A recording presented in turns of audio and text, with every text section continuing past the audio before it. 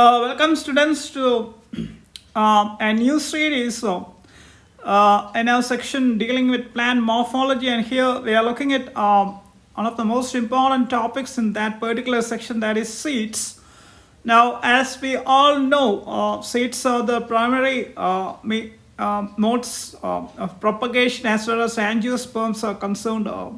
It's the seeds which develop later into the mature plant. So this is a very important topic as far as the NEET examination is concerned, and we'll be looking at different morphological key points of seeds. Now, what exactly is a seed? A seed basically is a ripened ovule containing an embryo, that's the developing part, along with the needed food reserve for the developing embryo. Now, that's a key point. The embryo alone is not enough to grow a plant, a new plant. There should be some food resource which the growing plant can utilize, and that also would be part of the seed. Now, we are looking at the important morphological parts of a seed, and here we'll be looking at two diagrams. Especially that of they are of the gram seed, and the first diagram is the seed from the outside, and the second diagram would be looking at the parts of the seed when it's opened. So, and we can see that there are certain definite points, definite parts of the seed which is meant for particular functions. So starting from the outside, of course, we have the seed coat. Now, seed coat is a protective covering which is meant to protect the inside, in the sense that the seed should be remaining in such a manner that the inner tissues shouldn't dry out. So you have the Testa, which is the outer seed coat. You have what is called a Raphe, and Raphe is a part of what is called a Funiculus, which is an important seed part fused with the seed wall. You have the hilum, which is a scar where this funiculum is located, and you have Chalaza, which is the place of origin of the seed coat. Now, these parts which has already been stated would be looked in detail in the next video, where we'll be looking at two seeds, that is the gram seed as well as the maize grain, in a very detailed manner. And so for those students who want to know the particular features, their functions, the morphological parts of a seed, please don't forget to watch the next video. So once again, looking at the key points of the parts of a seed, we have the seed coat, which of course is the covering of the seed, and it has two parts. The outer part, which is the botanical name is Testa, the inner part Tegmen.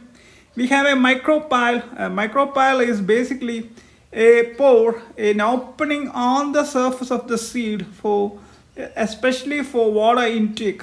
As already mentioned, the tissues ought to remain live and function. For that, water is necessary, so micropyle is for that. You have the hilum, where the seed stalk, which is the funiculus, is formed. And another important part is Chalaza. Chalaza is the place from where the seed coat is developed. Then we have Raphe, which we already discussed in the just seen diagram. It's a part of the funiculus which is fused with the seed ball. Now, all these terms may seem a little something like difficult to understand or difficult to get hold of. Repeated revision and linking the basic points with the functional parts would be the key answer to that. And we had a Tigellum, which is the embryonal axis attached to the either a single cotyledon, that is monocot, so two cotyledons, that's for dicots.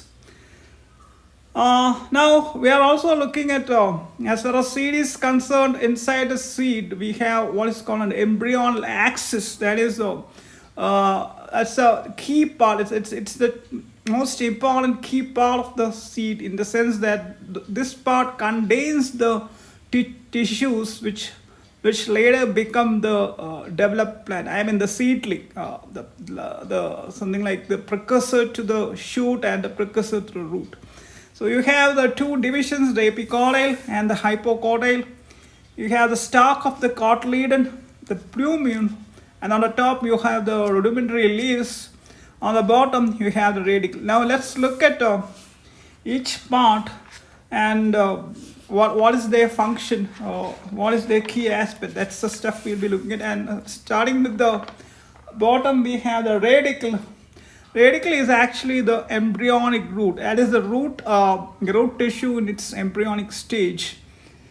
And where is it found? It is found at the micropylar end of the tigellum.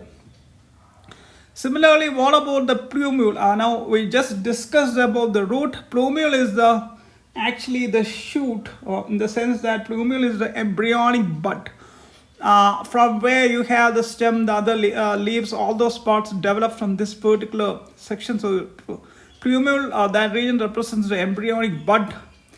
Now hypocotyle is a particular region of the shoot of the embryonic axis. This is a part of the embryonic axis, that is the tigellum between the radicle and the cotyledon. So it's a particular region. It's not a single point, it's a particular region. The other upper region is the epicotyle, and this is you can define it as the part of the embryonic tigellum between the plumule and the cotyledonary node. So not the two sections. These are the two sections which forms part of the embryonic axis. So the epicotyle and the hypocotyle.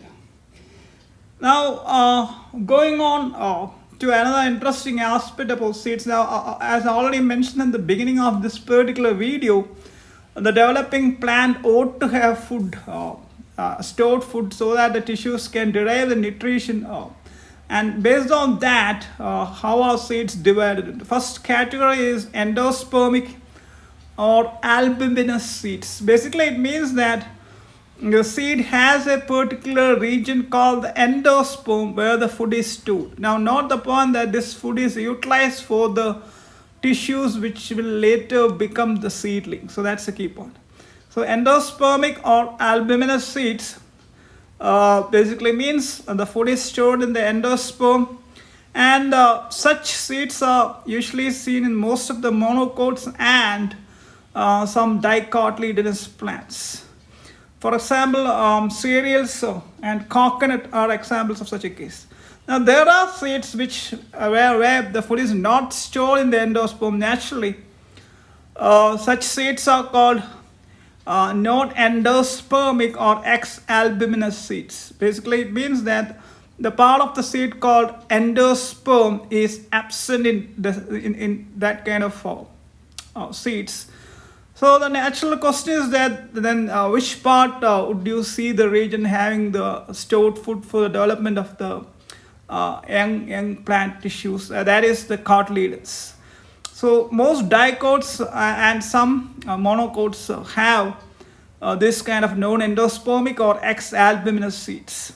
Some very notable examples are the pea, the gram, the groundnut, and the mustard. So these are the examples.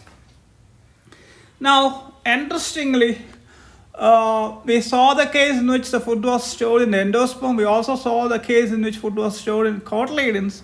But there are some exceptions where the food for the growth of the primordial shoot and root is not stored in those two regions. One example is Nymphaea as water lily, And in water lily, the food is stored in a particular region called nucellus or the perisperm. So this is a interesting case where food is neither stored in the endosperm or in the cotyledon. Another case is a famous tree called the Brazil nut,